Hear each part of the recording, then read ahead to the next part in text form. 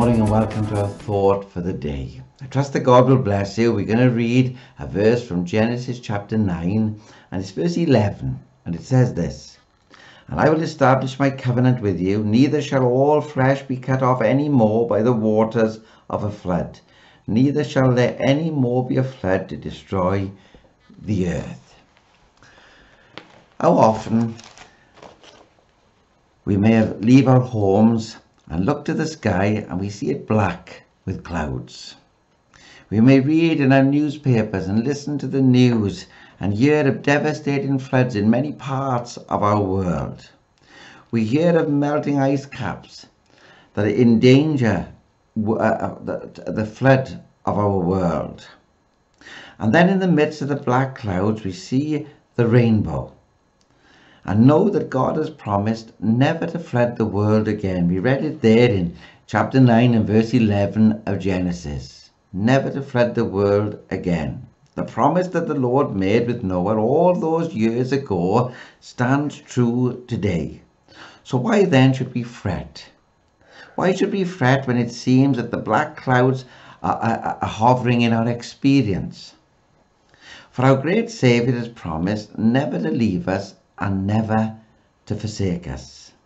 We may say, but the way ahead is full of trouble. If that be the truth, and if that be the case, friends, we have no need to be despondent.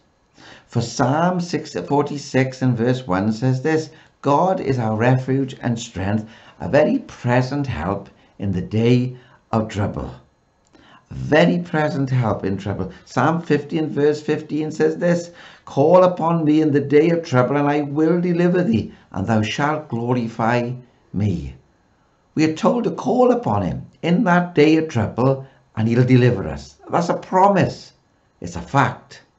You see, faith always sees the great rainbows of promise whenever we see the clouds of distress and trouble coming our way.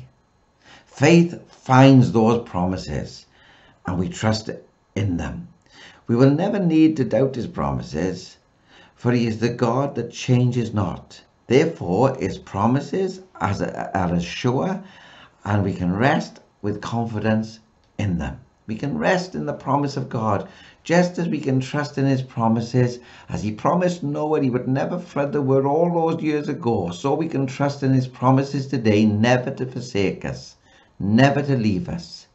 He is with us every moment of our journey through this life. Trust him, and we will know great confidence in the great covenant that he has made with us. God bless you.